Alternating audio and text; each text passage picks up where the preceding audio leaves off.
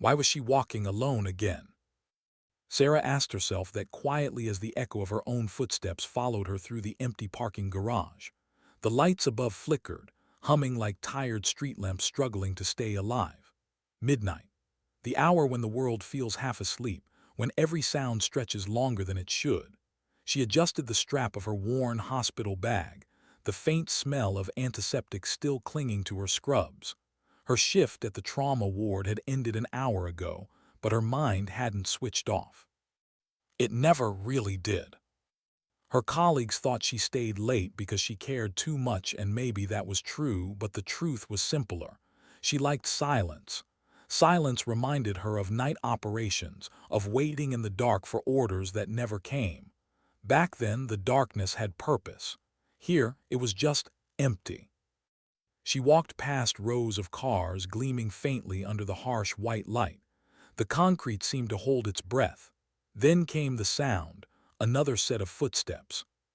Slow, deliberate, not echoing the way hers did, someone else was there. Her fingers tightened around her keys. Her body, almost on its own, adjusted, her breathing slowed, her steps softened. The calm before a storm. Most people would have quickened their pace. Sarah didn't. She learned that rushing invites panic, and panic invites mistakes. From a distance, three figures detached themselves from the shadows. They moved with that casual arrogance that comes from believing no one will stop you. Three men, spaced just far enough apart to cut off escape routes. The kind of coordination that spoke of practice, not chance. "Evening, sweetheart," the tallest one called out, his voice sliding across the space like oil on water. "You look like you've had a long day." She didn't answer. Her pulse stayed steady, 72 beats per minute, but her mind was already working. Exits, distances, obstacles, lighting angles. The far stairwell too far. The elevator death trap. Only the car offered cover, not safety. "Hey, I'm talking to you," another voice added, rougher, younger, trying too hard to sound dangerous. "You deaf or something?" Sarah's silence was deliberate. Words can escalate faster than actions. She'd seen it overseas, soldiers yelling just before bullets started flying. Still, she could feel the shift in the air. The moment before things go wrong. The tallest man smiled, that slow, predator's grin. "Just give us your keys and your purse. Quick and easy. Nobody gets hurt." Nobody gets hurt. Funny phrase, she thought. It always came before someone did. Her right hand slipped into her bag, a smooth, natural motion. She felt the familiar shape of a small tactical flashlight, one she'd carried since her Navy days. A habit she never broke. Her colleagues teased her about being paranoid. She called it being alive. When she raised her eyes again, the men had drawn closer. The stocky one to her left was flexing his hand, testing his reach. The thin one behind him kept glancing around, nervous energy twitching his fingers. The tall one, their leader, was watching her eyes, trying to read fear. He didn't find any. Her voice came soft, almost casual. "You really don't want to do this?" He chuckled. "Oh, I think I do." She pressed the switch. The beam exploded in white light, a strobe of fury that filled the space like lightning. The tall man reeled back, cursing, clutching his eyes. The others froze, blinking against the sudden blindness. By the time their vision cleared, she was already moving. A step forward, pivot, strike. Her elbow slammed into the stocky man's chest, knocking the air out of him. He crumpled, choking. The thin one lunged instinctively, but she sidestepped, redirected his weight, and let gravity finish the job. His skull met the side of a car with a hollow thud. Two down. The tall one, still half-blind, roared in anger, fumbling for something inside his jacket. Sarah saw the glint before he even drew it, a knife. Short-bladed. Street steel. The kind used by men who'd never been in a real fight but liked to look like they had. She straightened, shoulders square, eyes locked on him. "Think carefully," she said quietly. "But ego's a powerful drug," he lunged. Time slowed, muscle memory overtook thought. She sidestepped, grabbed his wrist, twisted. His scream echoed as the knife clattered to the ground and slid under a nearby car. His body followed soon after. She didn't break his arm, though she easily could have. Control was everything. For a few long seconds, no one moved. Just the faint buzz of lights, the smell of rubber and oil, and the ragged breathing of three men who'd thought they owned the night. Sarah backed toward her car, keeping them all in view. The stocky one was wheezing. The thin one groaned from the floor. The leader, his pride was louder than his pain. "You," he spat, clutching his wrist. "You think you can just walk away. You have no idea who you're messing with." She almost smiled. "Neither do you." That should have been the end. But men like him never know when they've already lost. He pulled out his phone, muttered something into it, and gave her a look that said the night wasn't over yet. "Back up." She felt her stomach tighten, not with fear but focus. The kind that came before contact.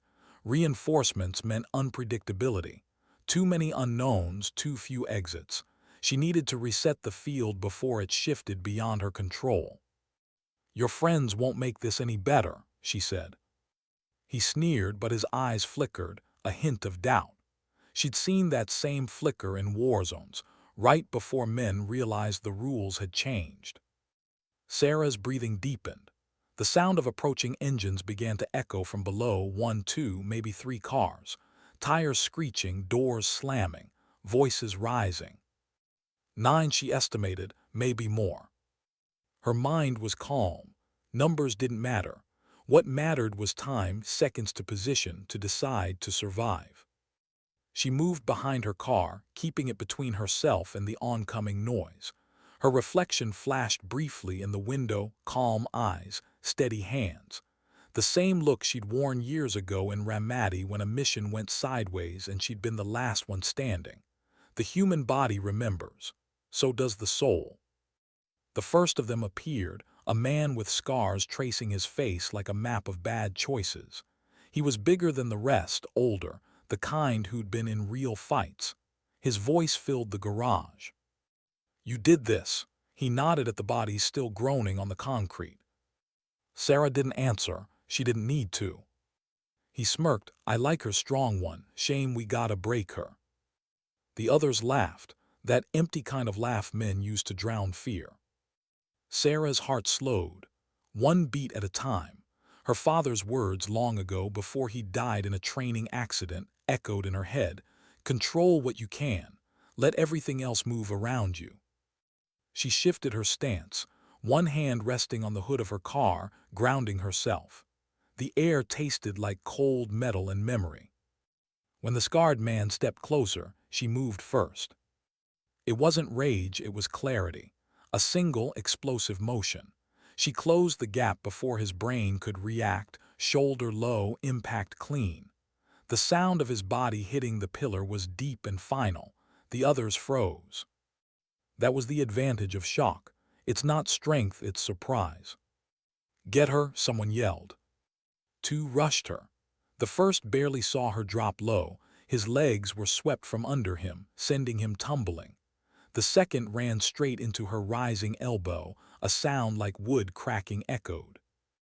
More chaos, voices shouting, phones recording, fear creeping in like fog. Sarah moved between 2 parked cars, forcing the funnel. Classic containment. Only 1 or 2 could reach her at once now. Every SEAL learned it. Control the terrain, control the fight. The man with the bat came next, swinging wide arcs that sang through the air. Not bad form, she noted, maybe some experience. But experience without discipline is just noise. She waited, counting his rhythm. When the swing came wide, she stepped in, twisted the bat from his grip and sent it clattering away. Silence again. The scarred man groaned against the pillar. Half of them were down, the rest hesitating. She looked like calm incarnate, controlled breathing, eyes focused, muscles coiled but not tense. And then that metallic click. Every nerve in her body recognized it before her mind did. A gun. Her gaze found the source, the original leader. Pale, shaking hands, weapon trembling between his fingers. The moment when desperation meets ego, always the most dangerous. The others stepped back instinctively, sensing the line that had been crossed. "On your knees," he shouted, "do it now." She didn't move, didn't blink.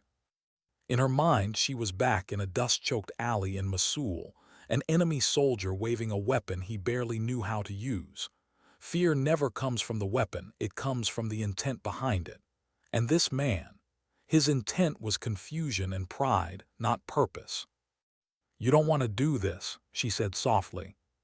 "Shut up." Her brain measured distance 12 feet, direction left hand dominant, stance unbalanced. He was too emotional to shoot accurately. He shouted again, louder, desperate to regain control of a situation he'd already lost. The sound of his own voice was all that held him together. Sarah's eyes tracked the barrel. The muzzle twitched right side, drifted low. That was her moment. She moved. It happened in less than 2 seconds. Step left, drop angle, forward surge. Her hand locked onto his wrist, twisting hard, forcing the muzzle away. His finger froze, instinct halted by pain. The weapon clattered to the floor, echoing louder than the shot that never came. Gasps, shuffling feet, the kind of silence that follows a miracle. The leader stared at his empty hands as if betrayed by them. She pressed his arm into a control hold, firm but not cruel. "It's over," she whispered. No one argued. The scarred man, groaning, pushed himself upright, his voice now calm, almost reverent. "Let's go," he told the others. "She's not one of us, she's something else." And just like that, engine started, tires screeched, and the pack dissolved into the night. Sarah stood there, the weight of adrenaline settling, the smell of oil, the cold sting of air conditioning vents blowing from nowhere. Her reflection stared back at her in the windshield, tired eyes, faint bruise on her forearm, heartbeat finally slowing. She bent down, picked up the gun with a tissue from her pocket, and set it safely on the hood.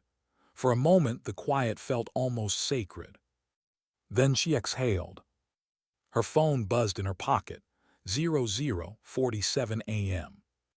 She looked around the vast emptiness of the garage, a battleground that would be swept clean by morning, and thought about how fragile normal life really was, how easily it can shatter. She unlocked her car, slid into the driver's seat, and just sat there, staring ahead at nothing. Her hands trembled just slightly, not from fear, from release. The world outside went on, unaware that a war had been fought here, one not of bullets or medals, but of restraint and resolve. She rested her head against the seat and whispered to herself, "Never again." But even as she said it, she knew the night wasn't done with her yet. Why was her heart still racing when the danger was gone? Sarah sat behind the wheel, the car engine off, headlights dark, hands resting on her knees. The quiet should have felt like safety, but it didn't. It felt hollow, like the silence that follows an explosion, too clean, too still. She inhaled deeply. The faint metallic scent of blood lingered in the air. Not hers. She checked anyway, small abrasions on her knuckles, a scrape along her forearm. Nothing serious. Her chest rose and fell in steady rhythm, but her mind refused to slow. Outside, the parking garage looked ordinary again, empty rows of cars, faint fluorescent buzz overhead. But she knew what the concrete held now, the ghost of chaos, of fear, of control. She looked down at her hands, the same hands that hours ago had held surgical instruments, stitching torn flesh, saving lives. Those same fingers had just disabled 9 men. The duality hit her like a wave, healer and fighter. She'd been both too long to separate them anymore. Her phone was still in her pocket. She pulled it out, stared at the dark screen. A simple number glowed there, 911. Her thumb hovered. She didn't want this to turn into headlines, reports, questions about her past. But the image of the other nurses, women half her size, walking alone after midnight, cut through her hesitation. She pressed the call button. The operator's voice came crisp and professional. 911, what's your emergency? Sarah kept her tone even. Multiple attackers, parking garage on 5th and Main. I'm safe now, but there are weapons and evidence on scene. You'll need units here immediately. The dispatcher asked her name. She hesitated, then said it. Sarah Martinez. Are you injured, ma'am? Negative, but others might be. Her military side had surfaced without permission, clipped words, direct answers. The operator caught the tone but didn't question it. Units are on the way. Stay where you are. Sarah ended the call, exhaled, and leaned back. The faint whir of the ventilation fans overhead seemed suddenly too loud. She wanted to close her eyes, but the moment she did, flashes returned, the knife glinting under the light, the man's shaking hand around the gun, the weight of his wrist in hers. Every detail clear, every decision permanent. Minutes stretched. Then distant sirens. Blue and red flickers began painting the concrete pillars in rhythm. She stepped out of her car slowly, hands visible. The officers moved in with professional caution, weapons drawn but voices calm. Ma'am, step away from the vehicle, please. I called you, she said quietly. Weapons secured on the hood. Two officers approached, checked the gun, kicked it aside, and glanced around the scene. Scattered blood, scuff marks, a broken phone. One of them whistled under his breath. Looks like quite a fight. Sarah didn't respond. She just stood there under the harsh light, her scrubs torn, a faint bruise on her neck. A senior detective arrived minutes later, sharp suit, calm eyes. Detective Maria Rodriguez, 20 years on the force by the look in her posture. She approached without condescension, just quiet respect. You're the one who called. Sarah nodded. Rodriguez took in the scene before speaking again. Looks like 9, maybe 10 attackers. You did all this. Defense, Sarah said simply. They ambushed me. The detective studied her face, searching for bravado. There was none, just exhaustion and quiet control. You military. Sarah's silence answered for her. Rodriguez sighed softly. Let's sit down, Nurse Martinez. The way she said it, Nurse Martinez, carried weight. The kind that separated the woman in scrubs from the warrior standing in a battlefield of concrete. They sat on the hood of Sarah's car while uniformed officers photographed everything. The bat, the knife, the blood. Rodriguez's voice stayed low. Start from the beginning. Sarah told it all, not as a performance, not for drama, just sequence, detail, clarity. She spoke of the footsteps, the flashlight, the disarming, the reinforcements, the gun. Her tone never rose above calm. Only once did she pause when describing the sound of the gun dropping. That moment, she said softly, is when it could have gone either way. Rodriguez nodded. You kept control, most people freeze. I've had training. I can tell. They sat in silence for a moment. Then the detective said, almost as an afterthought, you saved lives tonight, maybe even your own. Sarah looked away. I didn't want to hurt anyone. Sometimes survival looks like violence, Rodriguez replied. That line hung in the air. More officers arrived. They found tire tracks matching Sarah's account, 3 vehicles, fresh oil drips, signs of hasty retreat. A forensics tech photographed the knife lodged under the car frame. The entire scene turned into a slow choreography of evidence and order. But for Sarah, it all blurred. The adrenaline that had carried her this far was fading, replaced by the sharp ache of reality. Her shoulders slumped slightly, muscles trembling with delayed fatigue. She heard one of the younger officers whisper, how the hell did she take out 9 guys? Rodriguez shot him a look that shut him up instantly. Then she turned back to Sarah. We'll need a full statement downtown once you've had medical clearance. There'll be questions, maybe press. You okay with that? Sarah nodded. They won't find much, just what happened. Rodriguez smiled faintly. Sometimes that's more than enough. As the detective walked away to coordinate with the forensic team, Sarah leaned against the cold metal of her car and stared at the ground. She could feel the bruises blooming under her skin, slow reminders that even control had a price. For the first time, her hands started to shake, not from fear, from the release she'd denied herself all night. Every soldier knew this part, the crash. When the body realizes it survived and the mind starts replaying what could have gone wrong. In her head, the ghosts of old missions whispered back, Afghanistan, 2013, the ambush in the narrow valley, the flash of gunfire, the ringing in her ears, the teammate who didn't make it. Never freeze, Martinez, her instructor had shouted then. You stop moving, you die. Tonight she hadn't frozen. She'd moved. She'd lived. But it didn't feel like victory. It felt like another chapter of the same unfinished story, the one she'd been trying to bury under hospital shifts and clean hallways. A paramedic approached. Ma'am, we should check you out. Sarah shook her head. I'm fine. The woman hesitated, then nodded. If you change your mind, we're right here. When the paramedic left, Rodriguez returned holding a clipboard. One more thing, she said. We got a call from Mercy General. A group of men just showed up in the ER, broken ribs, concussions, defensive wounds. Their story doesn't match. Sarah met her eyes. It's them. Probably, we'll confirm soon. For a moment the detective studied her, really studied her. You could have killed them, she said quietly. Sarah looked down. That's not who I am anymore. Then who are you? The question hung like dust in the air. Sarah didn't answer right away. Finally, she said, someone trying to be better than what I was trained to be.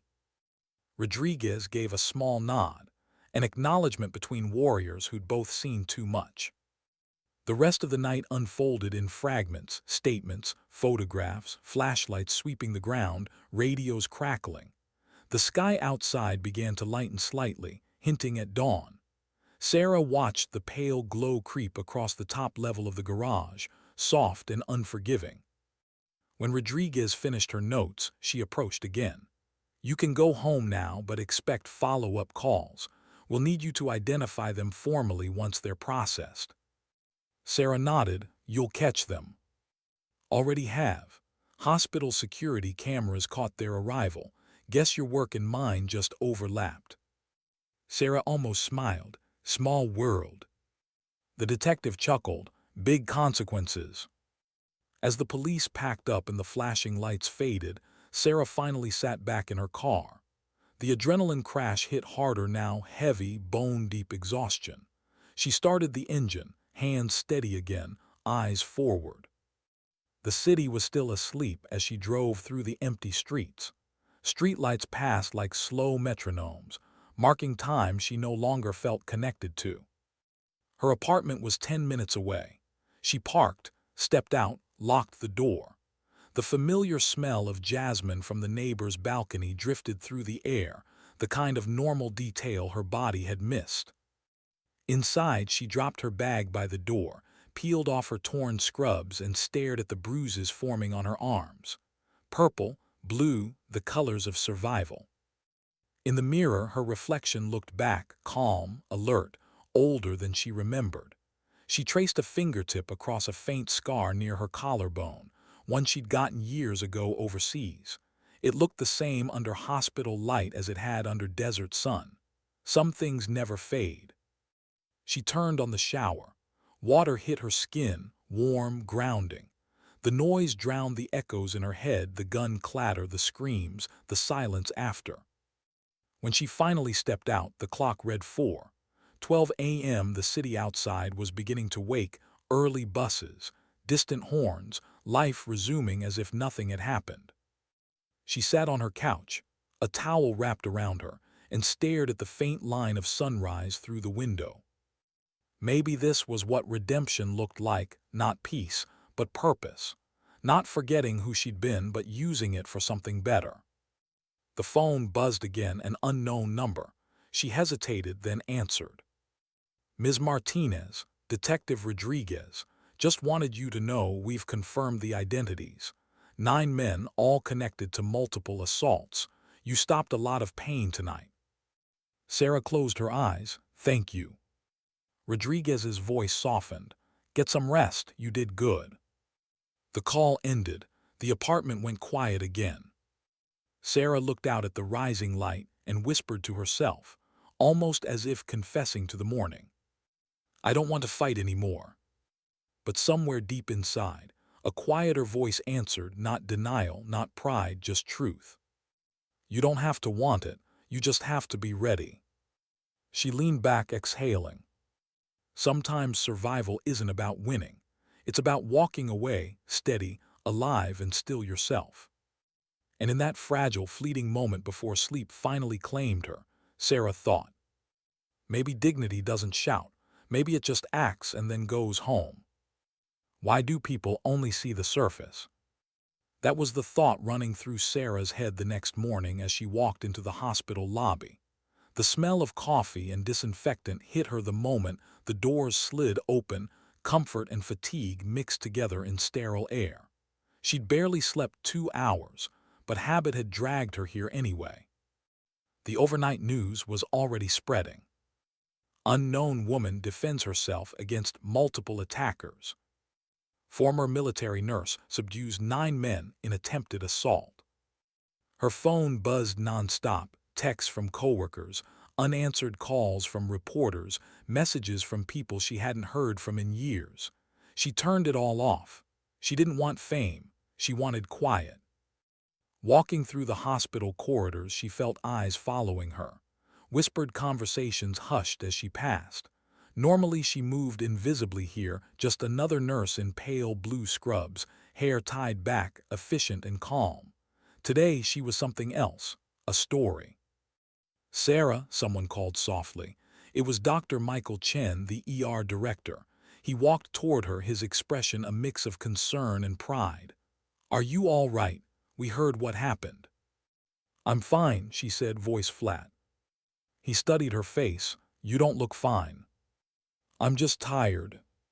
He hesitated before speaking again. "The police came by early this morning. They said your report helped them link those men to other crimes, assaults, robberies. You stopped something bigger than you realized." She nodded but didn't respond. Stopping something wasn't the same as feeling at peace. Chen lowered his voice. "The administration wants to talk to you. HR, legal, maybe even PR. They're proud but nervous. You understand?" She did. Hospitals didn't like headlines that involved violence, even when their staff were heroes. Liability before loyalty. "I'll talk to them later," she said. He nodded. "Take some time off if you need it." "I'm better when I'm working." Chen sighed softly, recognizing the wall she'd built around herself. "Then get some coffee before you start. You've earned it." As he walked away, she caught her reflection in the glass door, the faint bruise under her eye, a cut near her jaw. The kind of marks patients wore after accidents or abuse. But hers told a different story, one of control and precision. Still, the mirror didn't show the exhaustion underneath. In the staff lounge, a few nurses looked up as she entered. Their expressions shifted between awe and concern. One of them, a younger nurse named Emily, smiled nervously. "We heard you fought off 9 guys, Sarah. That's insane." Sarah poured coffee. "It wasn't a fight, it was a mistake, theirs."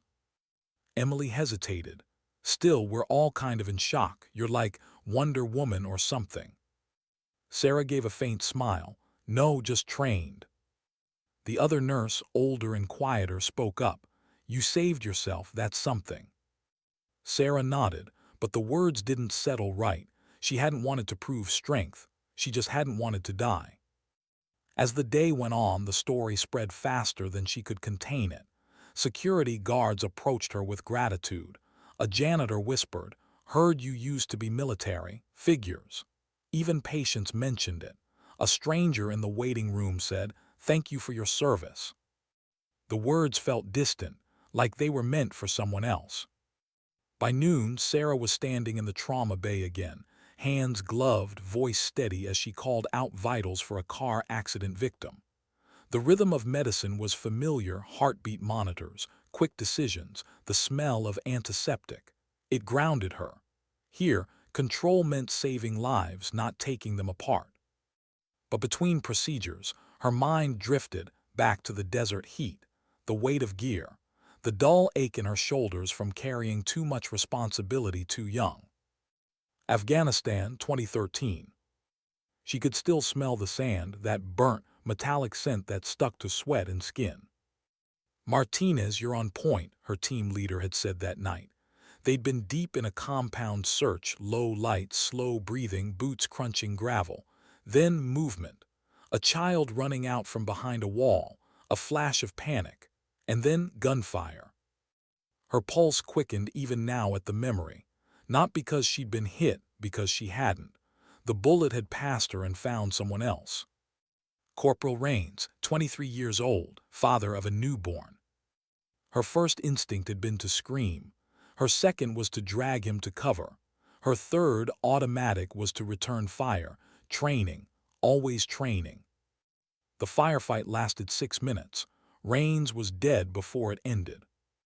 That night when the dust settled and command praised her for keeping composure, something inside her broke. She followed every rule, done everything right, and still, someone she cared about was gone. That was when she stopped believing in the word hero. The flashback dissolved as someone called her name. "Sarah, you good?" She blinked. "Yeah, just thinking." Her colleague frowned. "You've been standing there for a while." Sarah exhaled. "I'm fine." But fine was a lie, one she'd perfected over years. That evening, after her shift, she met Detective Rodriguez in a quiet corner of the hospital cafe. The detective had called earlier, saying she wanted to discuss the case update in person.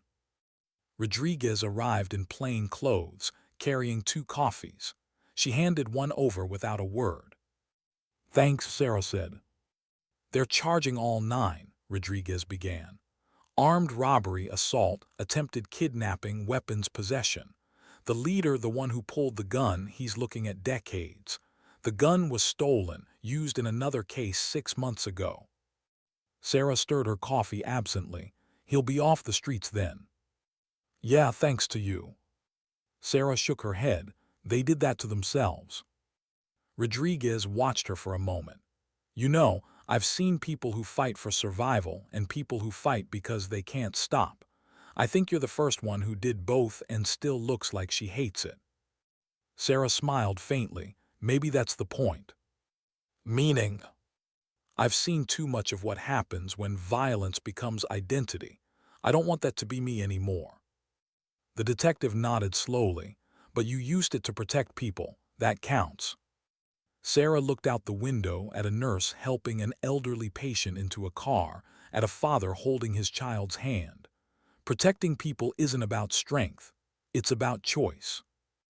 Rodriguez sipped her coffee. "You ever think of going back?" "To the Navy?" Sarah asked. The detective shrugged. "They could use someone like you." Sarah shook her head. "No, I left for a reason." Rodriguez didn't press, but Sarah could feel the question hanging there. Why? Later, alone in her apartment, that question refused to fade.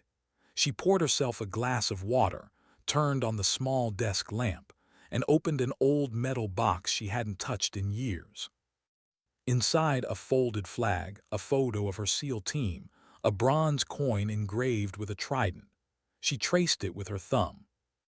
There were 6 faces in that photo. 2 were gone, Rains and Kira. Kira had been the only other woman on her team, fierce, funny, relentless. She once told Sarah, "We fight to stop fights. Don't forget that." But Kira hadn't come home either. After her death, Sarah had tried to keep going.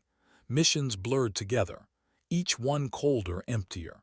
Until one night, she'd looked at herself in the reflection of a Humvee window and didn't recognize the woman staring back. That was the night she'd requested discharge. Not because she couldn't handle war, but because she couldn't handle what it was making her. She thought nursing would be redemption, a way to trade taking lives for saving them. But the truth was, both demanded sacrifice. Both left scars no one could see. Her phone buzzed, another message. This one from an unknown number. She opened it hesitantly. "You saved us. They were going to target others from the hospital. You stopped them, thank you. No name, just that. Sarah stared at the words. Relief didn't come, only quiet confirmation that what she'd done mattered. That maybe walking away from violence didn't mean denying its necessity when it found you. Outside, rain began to fall, soft, rhythmic, cleansing. She stood by the window, watching droplets slide down the glass. The city lights blurred into streaks of gold and red. Her mind drifted back to something Kira used to say before every mission. We can't control the war, but we can choose who we become in it. Maybe that was the real battle now, not the one in the garage, not the one overseas, but the one inside her. The fight to stay human when everything around her demanded otherwise. She turned away from the window, picked up the folded flag and set it gently on the table. You'd laugh if you saw me now, she whispered to Kira's memory. Fighting criminals in scrubs. Her laugh came out as a soft exhale, part sadness, part peace. Tomorrow would bring more questions, more attention, maybe even praise she didn't want. But tonight, she allowed herself a rare feeling, quiet pride. Not for what she'd done, but for what she'd resisted becoming. And as she turned off the light, the city outside still humming with life, Sarah thought about how some wars never really end. They just change uniforms. She closed her eyes and whispered into the dark. Maybe being strong isn't about fighting at all. Maybe it's about knowing when to stop. Why does peace always feel temporary? That question lived quietly at the back of Sarah's mind as the week unfolded, like a whisper she couldn't quite silence. On the surface, life seemed normal again. Early morning shifts, coffee before sunrise, soft smiles exchanged with coworkers. But beneath it all, something was shifting. The hospital had returned to its routine, but not its rhythm. Every time Sarah walked through the corridors, she caught fragments of whispers. That's her, the one from the garage. Some spoke with admiration, others with unease, as if bravery were contagious, and they weren't sure they wanted to catch it. She tried to drown the noise in work. She stitched, soothed, stabilized. In trauma care, there was no time for reflection, only motion. But reflection found her anyway. It slipped into the quiet moments between patients, in the soft hum of the monitors, in the mirror above the sink where her eyes sometimes looked too sharp for a nurse and too weary for a soldier. It had been 8 days since the attack. 8 days of police interviews, paperwork, and news coverage she refused to watch. Rodriguez kept her updated. The men were charged, arraigned, and awaiting trial. The DA was building a case, and Sarah's testimony was key. But what Rodriguez hadn't said, what Sarah already knew from the subtle tension in the detective's voice, was that not everyone from that night was ready to let it go. The first sign came quietly. A black sedan parked across from her apartment 2 nights in a row, windows tinted, engine idling longer than it should. The first night she ignored it. The second, she walked to the window and stared straight at it. The car drove off after 10 seconds. Coincidence? Maybe. But Sarah had stopped believing in coincidence years ago. That night she slept lightly, her instincts half awake. Every sound registered: a neighbor's footsteps upstairs, a car door outside, the subtle hum of the refrigerator. Her mind was cataloging again, calculating, a reflex she'd thought she'd left behind. The next morning, Detective Rodriguez called. "We picked up chatter," she said without preamble. "2 of the men made bail yesterday. They've got connections on the outside. We're keeping eyes on them, but—" Sarah didn't need her to finish. "They'll want to save face." "Yeah," Rodriguez said quietly, "and some men don't handle humiliation well." Sarah stared at her coffee, the reflection of her face rippling on its surface. "They'll come. We'll protect you." "I know." But protection, Sarah thought, was a funny word. It worked for those who didn't know how to protect themselves. For her, it was a mindset, not a service. After hanging up, she went to the small closet in her apartment. Inside, neatly stacked beside her nurse's uniforms, was a single black duffel bag. She hadn't opened it in years. When she unzipped it, the scent of canvas and oil brought the past rushing back. Inside, an old tactical flashlight, gloves, a pair of combat boots, a folded utility jacket. At the bottom, wrapped in cloth, a worn-out seal trident patch. She didn't plan to use any of it. But she needed the reminder of who she'd been, of what she was still capable of if it came to it. She set the duffel on the table, staring at it for a long time. Then quietly she said to herself, "Not again. Not unless I have to." That afternoon, hospital security implemented new patrols. Rodriguez had coordinated with administration to install cameras in the garage. It should have made Sarah feel safer. It didn't. Safety was a word built on trust, and Sarah trusted behavior, not systems. At lunch, Dr. Chen found her sitting outside on the bench near the ambulance bay, staring at the skyline. "You look like someone waiting for a storm," he said softly. "Maybe I am," she replied. He hesitated before asking, "Do you ever regret joining the military?" Sarah smiled faintly. "Every day I don't use what it taught me, I don't." He studied her expression. "And the days you do." She didn't answer. Some truths didn't fit into conversation. That night she drove home slower than usual, eyes on her mirrors. The city glowed around her, indifferent, alive, unaware. When she turned into her street, she noticed the black sedan again, parked further away this time. Lights off. Her grip tightened on the steering wheel. No license plate on the front.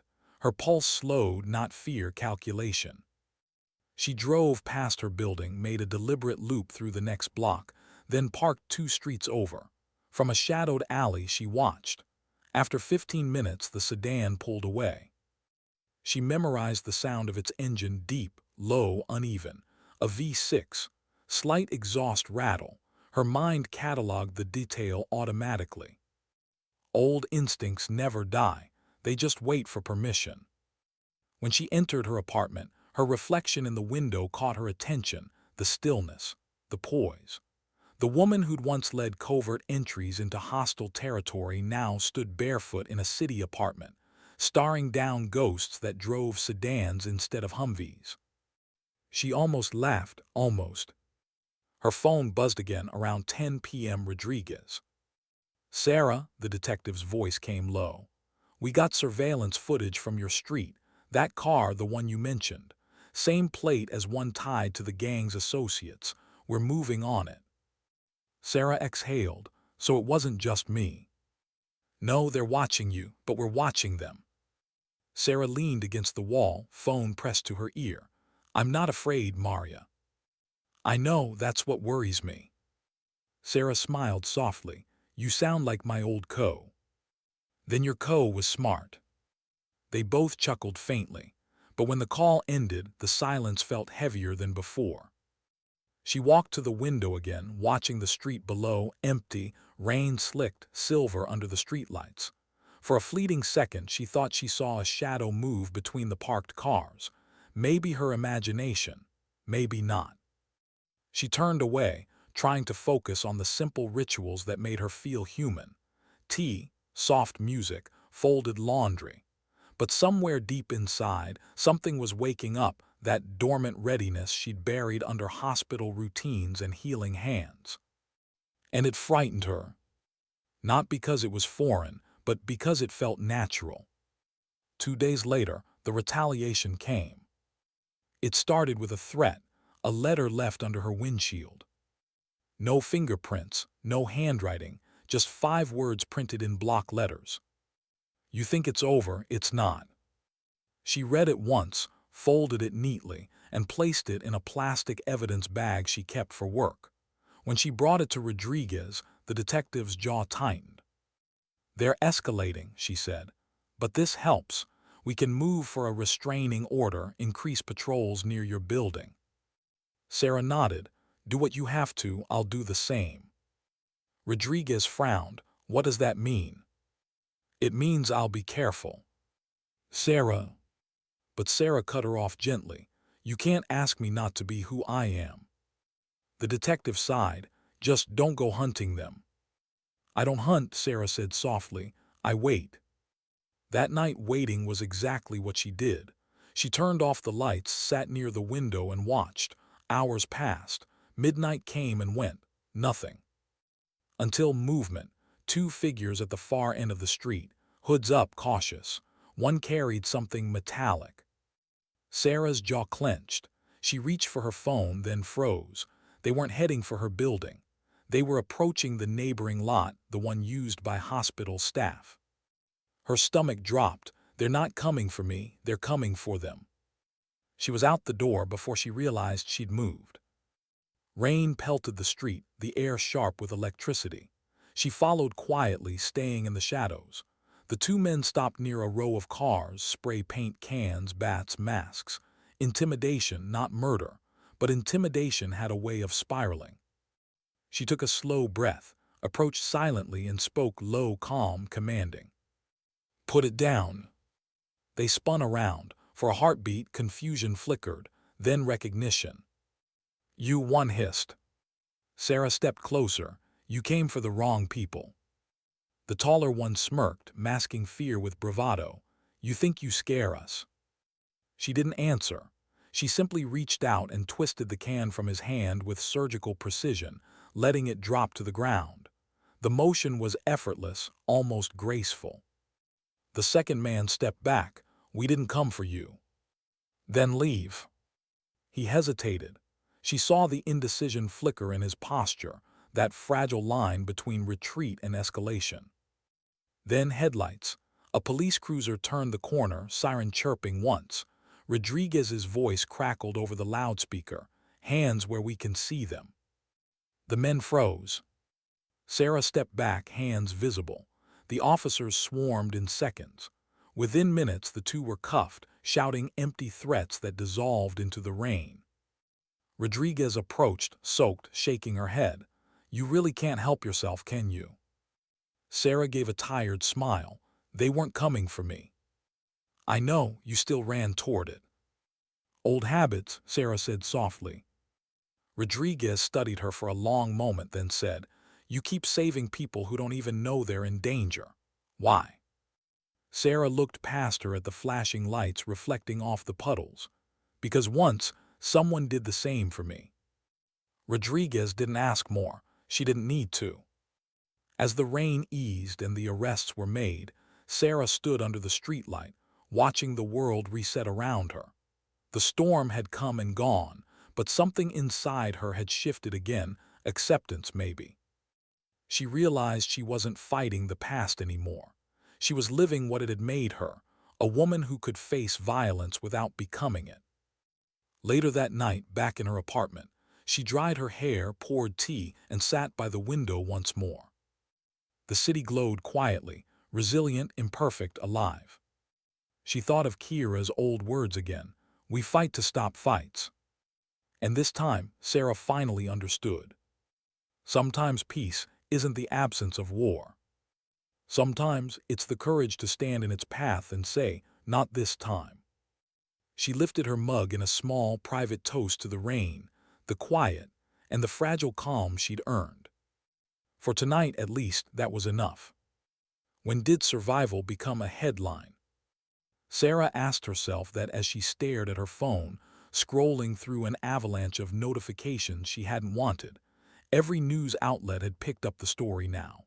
Ex-Navy SEAL nurse foils gang attack. Heroic hospital worker saves herself and others. Her photo, a grainy image from the hospital's security camera, was everywhere. Her name, her past, her face. She fought to survive, not to be known.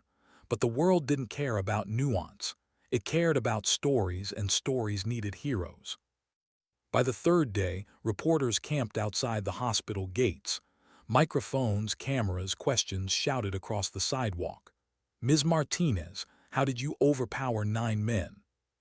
Were you trained to kill? Do you think women in the military face bias?" She kept walking, always walking. Her silence became its own kind of answer, and somehow that only made them chase harder. Inside the hospital, things were worse. PR statements, security escorts, administrators whispering about liability. Her patients looked at her differently now, not as a nurse, but as some myth in scrubs. One afternoon, Dr. Chen found her in the break room, staring blankly at a cooling cup of coffee. "You've become famous," he said gently. "I didn't ask to be." "I know, but people need something to believe in. You gave them that." Sarah looked up, tired. They're believing in the wrong part of the story. He sat opposite her. Maybe, but maybe it's the only part they understand. Silence stretched. The air smelled faintly of disinfectant and stale hope. Later, as she walked the corridor, she passed a small group of nursing students. They straightened as she approached. One of them, barely 20, spoke nervously. "Ma'am, I just wanted to say you make us feel safer, knowing someone like you's out there." Sarah smiled faintly. "You don't need someone like me to feel safe.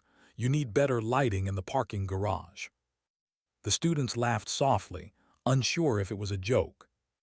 That night, she took the long route home, avoiding the cluster of journalists waiting near her building.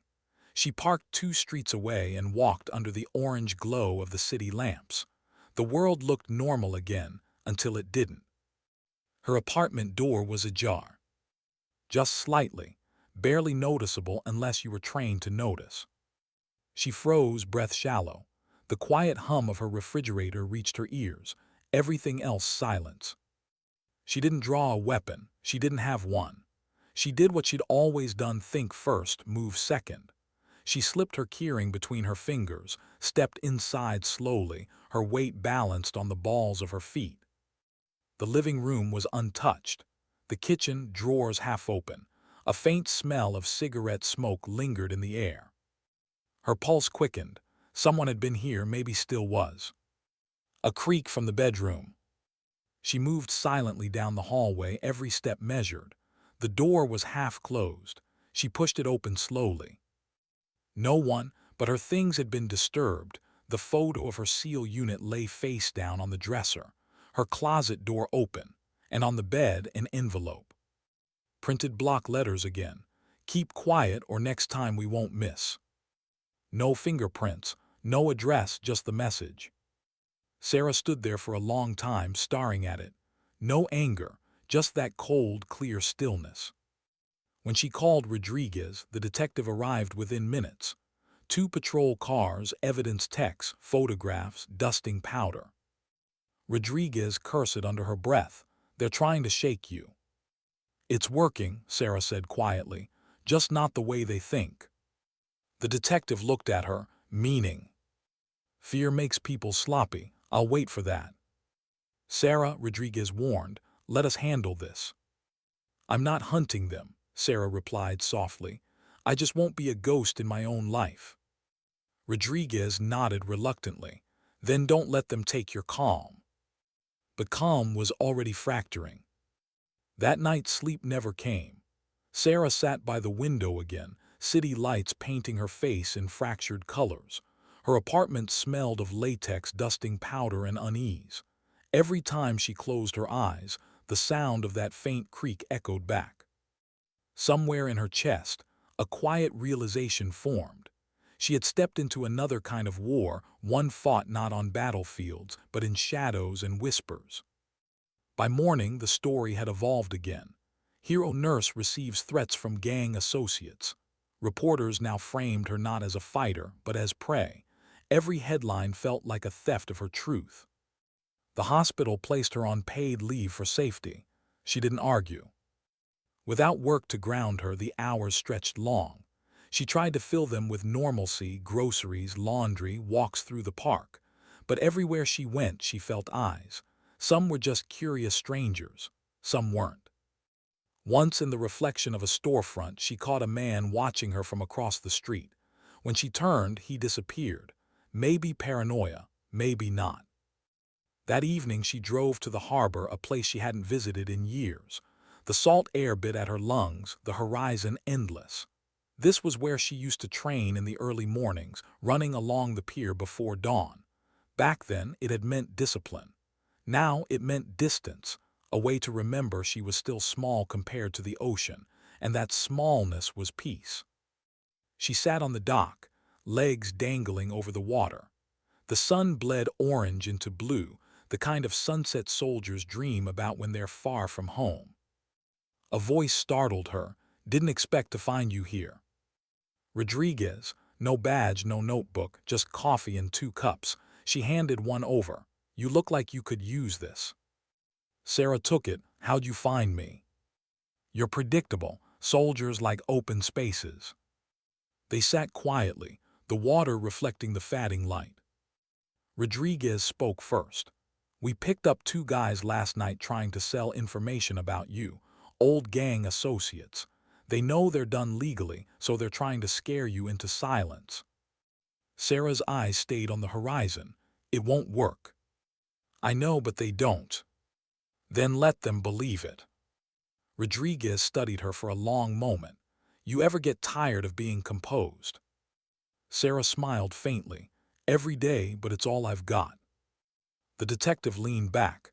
"You know what I see when I look at you?" "What?" "Someone who doesn't know how to stop protecting people, even herself." Sarah considered that. "Maybe that's not something you stop. Maybe it's something you learn to live with." The waves hit the pier softly, rhythmic like breathing. Rodriguez's phone buzzed. She glanced at it, sighed. "We traced the threats. The guy in the sedan, he's connected to the same leader from before. They want leverage for a plea deal. Don't engage. Promise me." Sarah nodded slowly. "You have my word." But words, she knew, didn't always control instinct. That night she couldn't sleep again. She wandered her apartment restless, haunted by echoes of voices and flashing cameras. The city outside pulsed with life, sirens, laughter, footsteps. And in that noise she heard herself again, the soldier, not the nurse. She sat at her desk, opened her old duffel and took out the seal coin. She rolled it between her fingers, the engraved trident catching the lamplight. Memories flooded back. Kira's laughter, the smell of desert wind, the heavy silence after missions. She whispered, "You told me to fight to stop fights. I'm trying, Kira." The coin clinked softly as she set it down. Then a message notification. Unknown number. "We see you." No image, no name, just those 3 words. Her heart didn't race, it steadied. Calm, deliberate, focused. She turned off the lights, moved to the window. Across the street, nothing.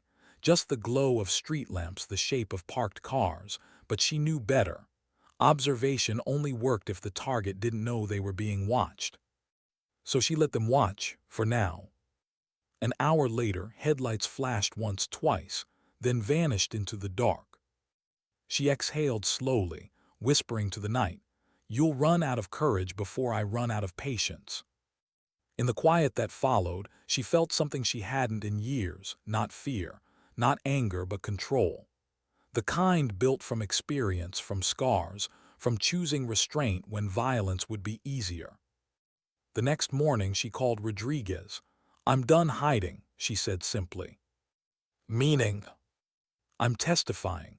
I want every one of them locked away. No deals, no silence." Rodriguez didn't try to dissuade her. "You'll have protection." "I don't need it," Sarah replied, "but thank you." The detective's voice softened. "You're not doing this just for you, are you?" Sarah paused. "No, for everyone who walks through that same garage at night." That week she sat in court, steady, composed, eyes locked on the men who'd once thought she'd be easy prey. They couldn't look back at her for long, not because of fear, but because her silence carried something heavier: dignity. When the judge denied their bail and ordered full prosecution, the room buzzed with reporters scribbling notes. Sarah didn't speak to them. She simply walked out, the weight on her shoulders lighter than it had been in years. Outside, cameras flashed. A reporter called out, "Ms. Martinez, do you have a message for others who have been through something like this?" She stopped, turned slightly, and said only one thing, quiet, deliberate, steady. "Don't mistake silence for weakness." Then she walked away. That night back home, she sat once more by her window. The city breathed below her, alive and unbothered. Her reflection stared back, tired eyes, calm strength, a faint smile that wasn't triumph but acceptance. She whispered, mostly to herself, "Some wars don't end with peace. They end when you choose to live anyway." And in the soft hum of the night, Sarah finally felt something close to it, not victory, not relief, just balance. Because sometimes dignity doesn't speak. It simply acts and then goes home. Why does peace never last long enough to believe it's real? Sarah thought about that as she stood outside the courthouse a week after the verdict. The air was cold, the kind that carries the echo of everything that's just ended. Reporters were still clustered behind barricades, but the frenzy had thinned. The men were convicted. Justice, whatever that word meant, had been served. She should have felt closure. Instead, she felt quiet, too quiet. Detective Rodriguez approached, trench coat pulled tight against the wind. "It's done," she said softly. "All 9, no deals, no appeals strong enough to matter." Sarah nodded. "Good. You can finally breathe." Sarah looked at her, eyes calm. "Breathing, easy, trusting it'll last, that's harder." Rodriguez smiled sadly. "You're allowed to let it last, you know." Sarah didn't answer. She just watched the police vehicles pull away with the convicted men inside. For a brief second, her reflection appeared in the glass doors, one woman framed between two worlds, order and chaos, healer and warrior. She whispered, "They're gone, but the story is." Rodriguez tilted her head, meaning. "Every time someone looks at me now, they don't see a nurse. They see the story." The detective sighed. "You can't control how they see you." "No," Sarah said quietly, "but I can control what comes next."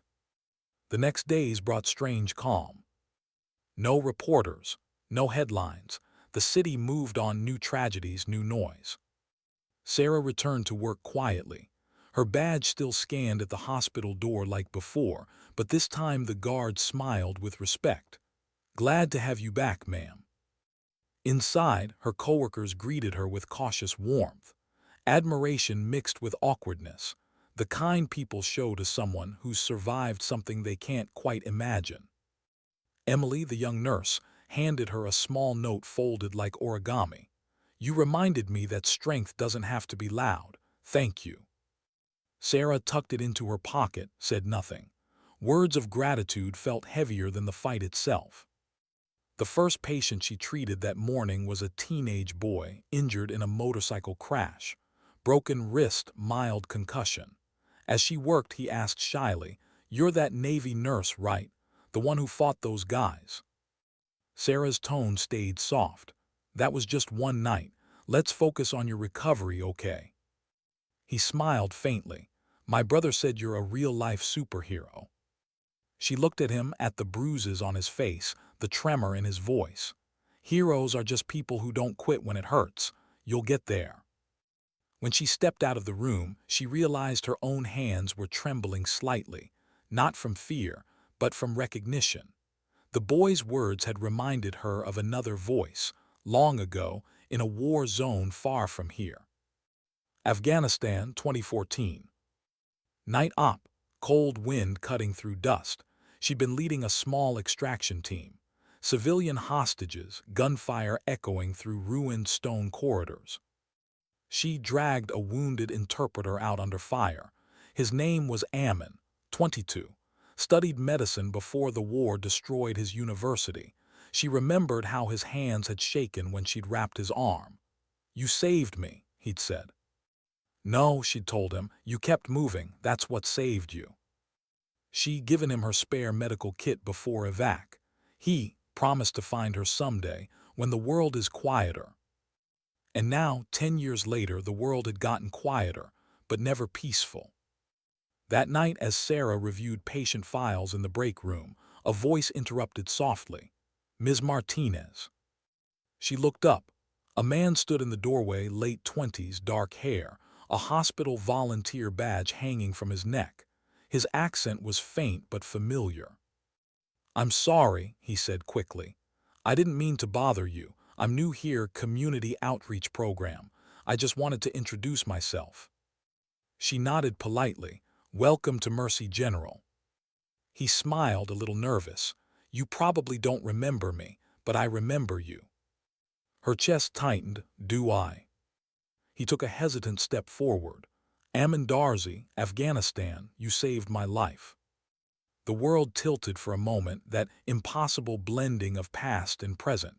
His face was older, leaner, but the eyes were the same. You made it out, she whispered. He nodded, emotion flickering behind composure. Eventually.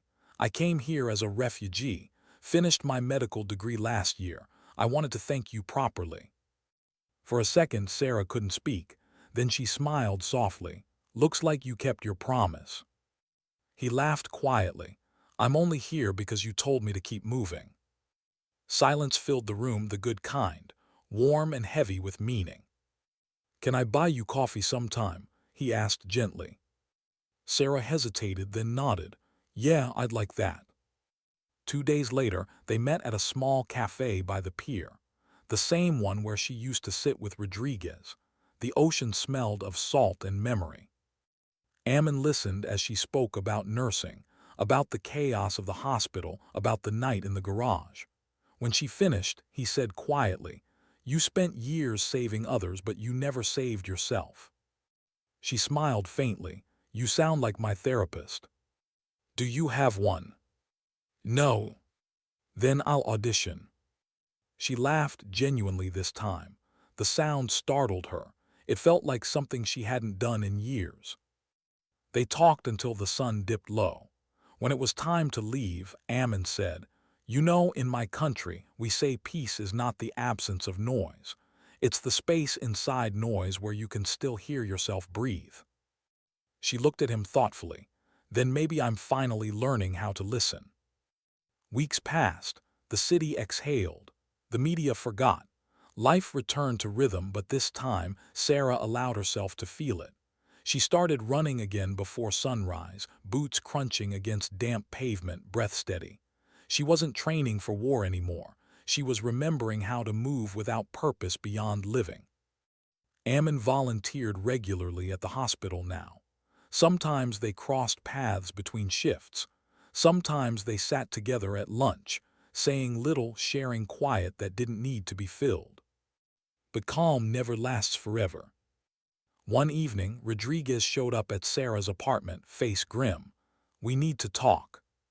Sarah's body tensed. What happened? One of the men, the leader, he's making noise inside, claims he was framed.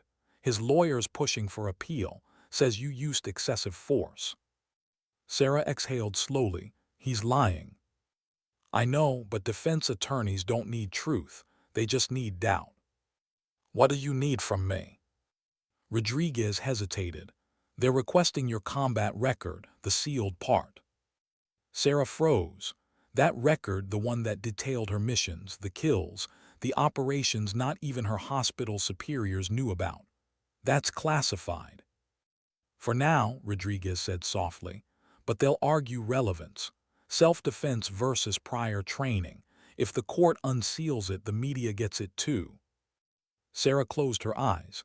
So they'll finally see what I really am. Rodriguez shook her head. No, they'll see what you were, big difference. But Sarah wasn't sure there was one. That night she sat on the floor beside her bed, the sealed file in her lap, the one the Navy had returned when she'd left service.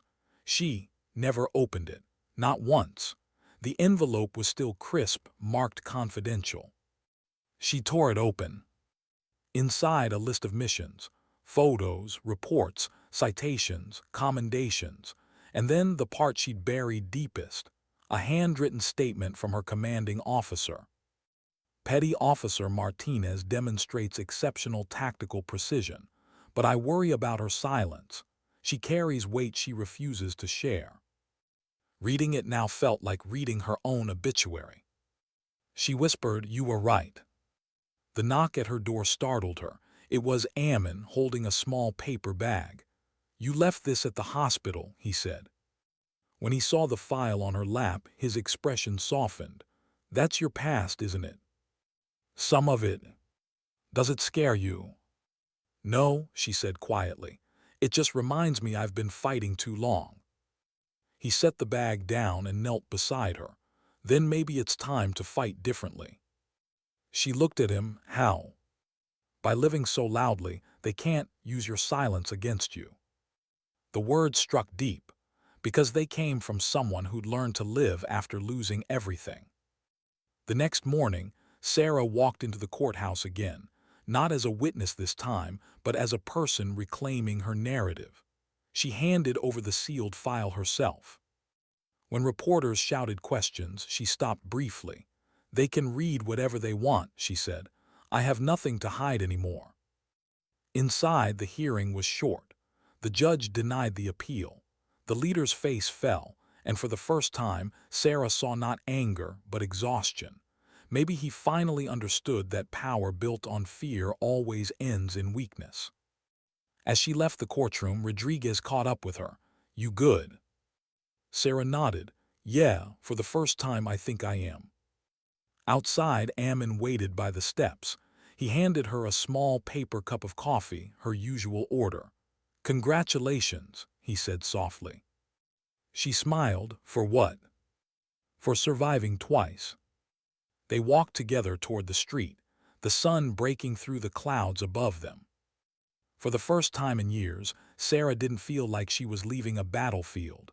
She felt like she was walking toward something uncertain, imperfect, but hers. The world still carried danger, still whispered her name through headlines and stories. But she'd learned something that soldiers rarely do. Sometimes the greatest mission isn't to win, it's to heal. She looked at Ammon, then up at the open sky. "You were right," she said. "Peace isn't quiet, it's being okay in the noise." He smiled. "Then you found it." Sarah exhaled, the tension in her shoulders easing for the first time in years. The world didn't need her to be a symbol anymore. It just needed her to live. And maybe, she thought as they crossed the street together, that was the bravest thing she'd ever done. How do you rebuild a life that's already been lived twice?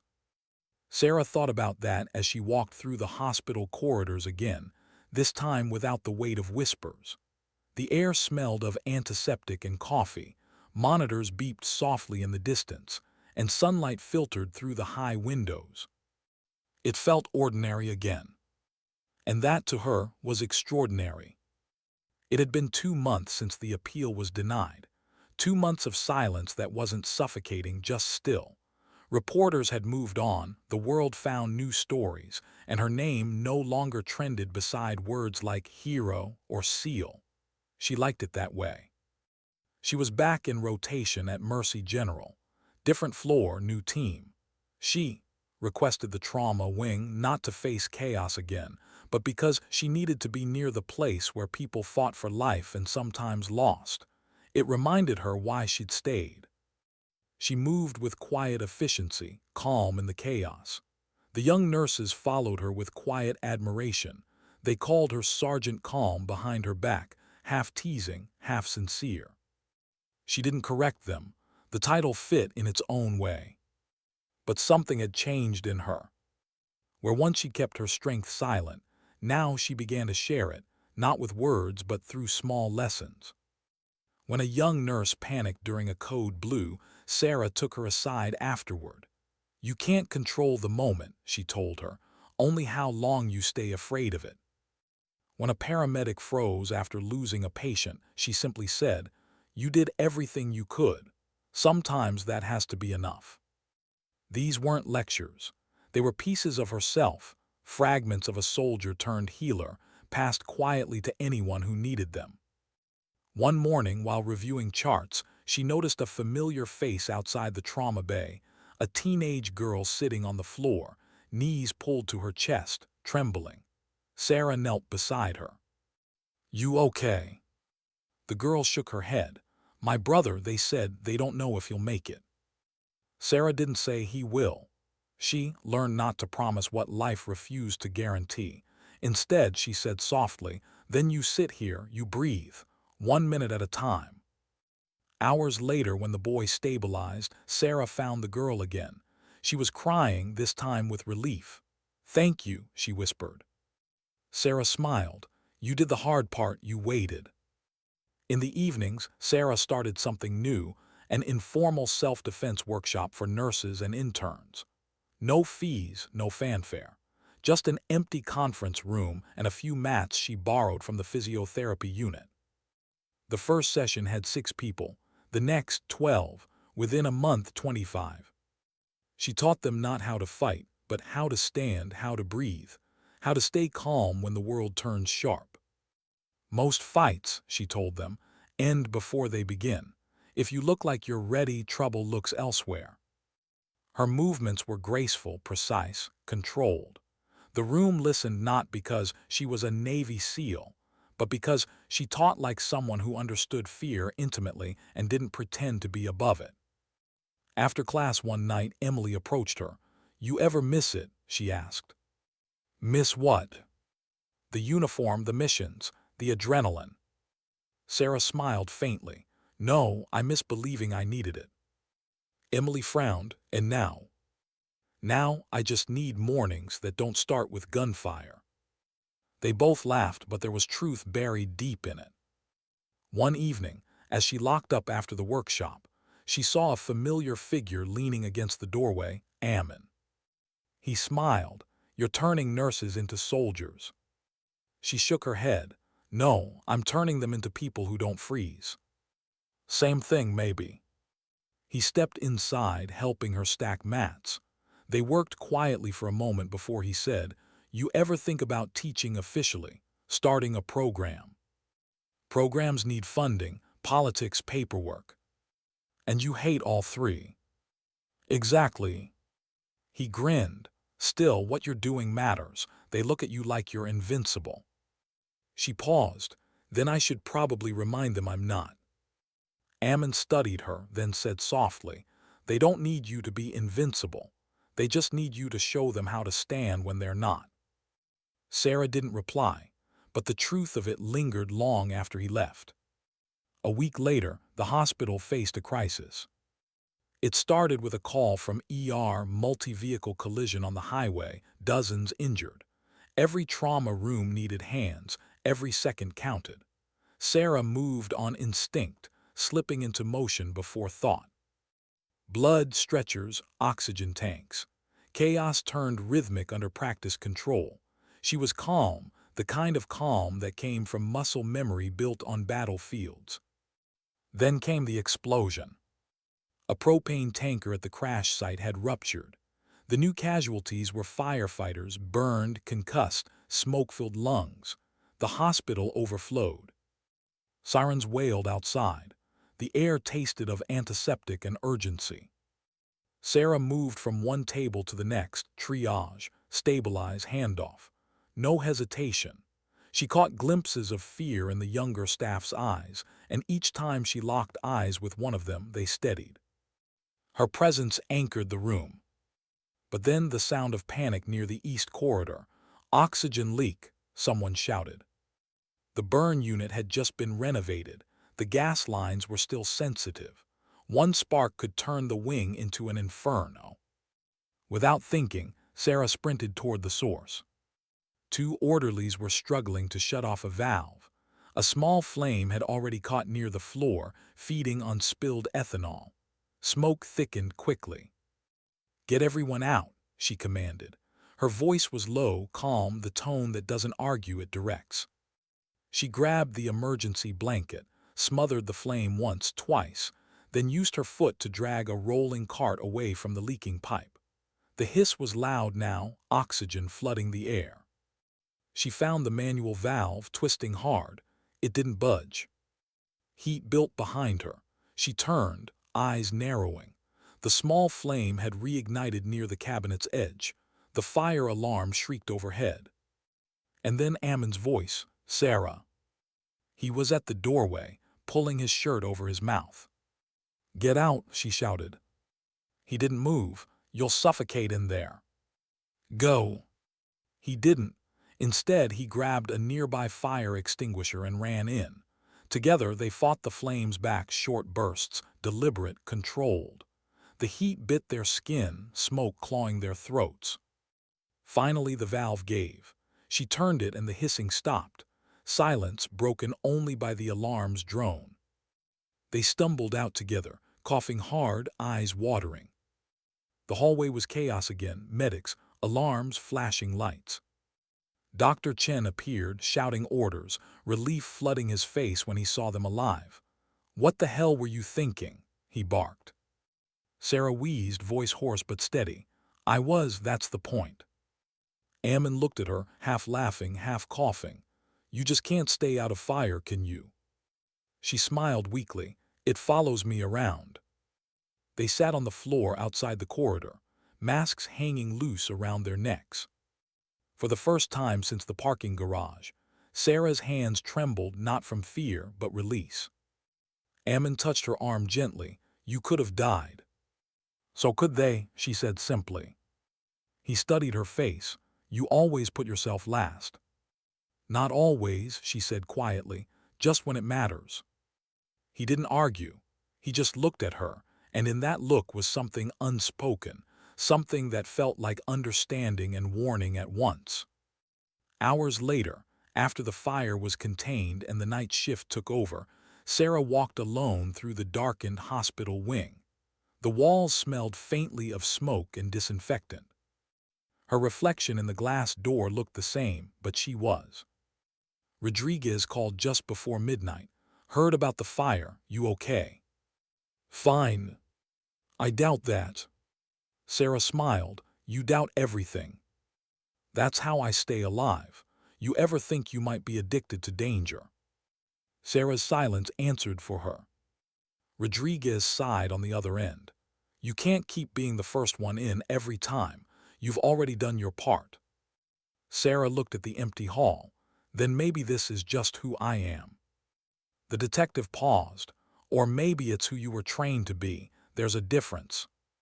After the call ended, Sarah stood there for a long time, watching the emergency lights flicker down the corridor. Maybe Rodriguez was right. Maybe this wasn't instinct anymore. Maybe it was habit. But some habits, she thought, save lives.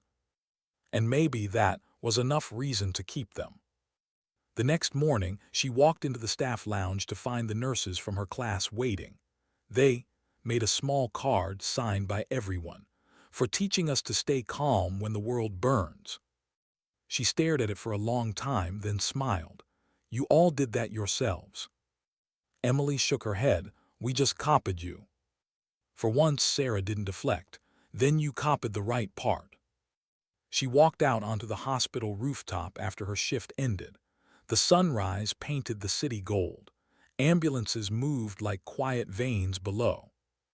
She breathed in the morning air, smoke, salt, steel. Ammon joined her, 2 coffees in hand. "You ever wonder why it's always you?" he asked. She smiled. "Maybe because I don't look away fast enough. Or maybe because the world needs people who don't." They stood there in silence, the city waking beneath them. Sarah thought of Kiera, of Rodriguez, of every person who taught her that strength wasn't in fists or fear. It was in staying when leaving would be easier. She whispered, "Maybe peace isn't something you earn. Maybe it's something you teach." Ammon nodded quietly. "And you're a damn good teacher." She laughed softly, not because it was funny, but because for the first time it felt true. The sun rose higher, burning the last traces of smoke from the horizon. The city moved, unaware of the quiet wars fought within its walls. And for Sarah Martinez, nurse, soldier, survivor, peace finally stopped feeling like an illusion. It began to feel like a choice. What happens when the war finally ends, but your body still stands at attention? Sarah thought about that as she walked along the harbor before dawn. The sky was still dark, painted in thin strokes of gray and gold. Waves slapped gently against the pylons, rhythmic, steady, like a heartbeat reminding her she was still here. It had been 6 months since the fire. The hospital was rebuilt, repainted, refilled with the usual noise of life and loss. But Sarah's world had shifted again, subtly, quietly, permanently. Her face no longer appeared in the news. The reporters had moved on, the story fading into digital dust. The Navy nurse who fought back had become just another archived headline. And that was fine. She didn't need the world to remember her. She just needed to remember who she'd become. Ammon was overseas now, a volunteer with Doctors Without Borders. Before he left, he'd given her a postcard. On it, a quote written in his careful handwriting. Courage doesn't always roar. Sometimes it's the whisper that says, "I'll try again tomorrow." It sat now on her kitchen table, next to her coffee mug, and an unopened letter from the Department of Veterans Affairs. She hadn't had the courage to read it yet. She spent the past months training new nurses, building the hospital's safety program, and occasionally, when no one was looking, helping security revise their protocols. She didn't want titles, credit, or recognition, just quiet purpose. But even quiet lives have echoes. It began with a phone call one evening, a voice she hadn't heard in years. "Martinez, this is Captain Ellison. You remember me?" She did, her old the man who'd signed her final discharge papers. "Yes, sir." "I won't keep you long," he said. "I read about what happened, proud of you." Sarah smiled faintly. "Not much to be proud of, I just survived." "That's all we ever do," Ellison replied. "Listen, there's a new program forming. Counseling and tactical training for women transitioning out of active service. We're looking for instructors, real ones, not theorists." "You want me to teach?" "I want you to lead." Sarah hesitated. "You sure I'm the right person for that?" The line went quiet for a beat. Then, "You're the only one I know who walked through hell twice and came out steady. That's leadership." She didn't say yes right away. She told him she'd think about it. But after the call ended, she found herself standing at the window, staring at the reflection of a woman who didn't look lost anymore, just unfinished. 2 days later, she visited the program site, an old naval facility being converted into a transitional training center. The air smelled of sea salt and paint. Corridors lined with bare walls, rooms filled with mats, medical dummies, and chalkboards still dusty from construction. A group of women were already there, early recruits. Veterans, officers, medics. Different faces, same eyes. Eyes that carried memory like weight. Ellison met her at the entrance. "They don't need perfection," he said softly. "They just need someone who understands the silence after deployment." She nodded slowly. "I know that silence." As she walked through the halls, she heard laughter, light conversation, the clatter of boots on tile. It reminded her of a time before everything turned heavy, the camaraderie, the belonging. She found herself drawn to the gym where a few women practiced takedown drills. One of them struggled, losing balance. Sarah stepped forward instinctively. "Shift your weight here," she said, guiding her stance. "You're fighting gravity, not her. Work with it." The woman adjusted and succeeded. She turned, grinning. "Thanks, ma'am." Sarah smiled, just Sarah. As she left the gym, she realized her pulse had steadied in a way it hadn't for years. It wasn't adrenaline, it was alignment. The feeling of being where she was supposed to be. That night she called Ellison. "When do I start?" He chuckled. "You already have." Weeks blurred into purpose. Sarah built a curriculum from scratch, blending tactical calm with emotional resilience. She called it Quiet Readiness. Not about aggression, but awareness. How to survive without losing yourself in the process. Her sessions filled quickly. Women from across units attended: Marines, Air Force medics, Navy specialists. They came with stories she didn't ask for but always heard between pauses. One evening after class, a young veteran approached her. "I watched your interview, the one where you said silence isn't weakness." Sarah almost smiled. "That was years ago." "Maybe, but it got me through rehab. I figured if you could keep standing, so could I." Sarah felt her throat tighten. "You're the reason I said it," she replied quietly. As the young woman walked away, Sarah stood alone in the empty training hall. The walls echoed faintly with laughter from earlier. She sat down on the mat, breathing in the scent of dust and determination. Sometimes healing doesn't look like rest. It looks like return to the same ground with a steadier heart. But one thing remained unfinished, that letter from the VA. It sat unopened on her table for weeks, its presence heavy as a memory she wasn't ready to face. One morning she finally tore it open. Inside, a commendation, a formal apology for delayed recognition. For acts of valor during classified operations, the Department of the Navy hereby awards Sarah Martinez the Silver Star. She read it twice, unmoved at first, then quietly, something broke open inside her. She remembered Kira. The last mission, the dust, the blood, the sound of the medevac blades fatting too soon.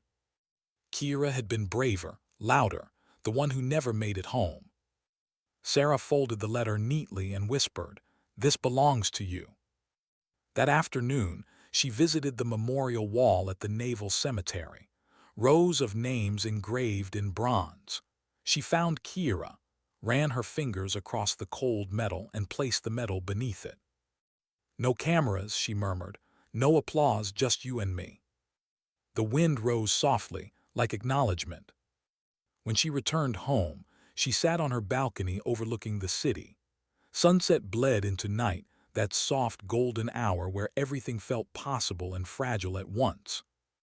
She thought about the girl she used to be, the one who believed strength was silence, who mistook composure for peace. Then she thought of the woman she'd become, the one who still chose calm but no longer hid behind it. Her phone buzzed, a text from Ammon, a photo of a dusty camp tent somewhere in Jordan.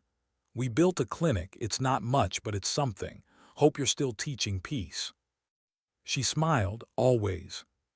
Setting the phone down, she leaned back, eyes on the horizon. The city hummed below, the same streets where fear had once chased her through darkness. Now they looked harmless, even kind. She took a slow sip of tea and whispered to the fading light, "Sometimes dignity doesn't shout. It just keeps showing up." Later that week, she returned to the hospital to finalize a new partnership, training healthcare workers in crisis response. The same garage she'd once fought in was now brightly lit, with cameras and security guards posted at every entrance. As she walked through it, one of the guards saluted lightly. "Ma'am, this place is safer because of you." She paused. "No," she said softly. "It's safer because of everyone who refused to look away." He smiled, not fully understanding, but it didn't matter.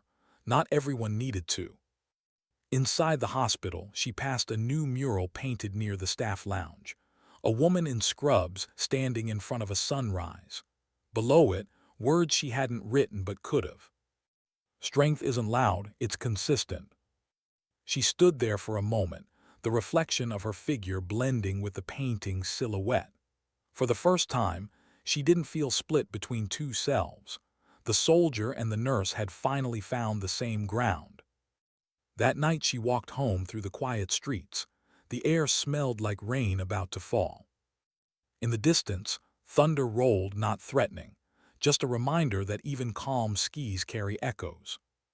She smiled.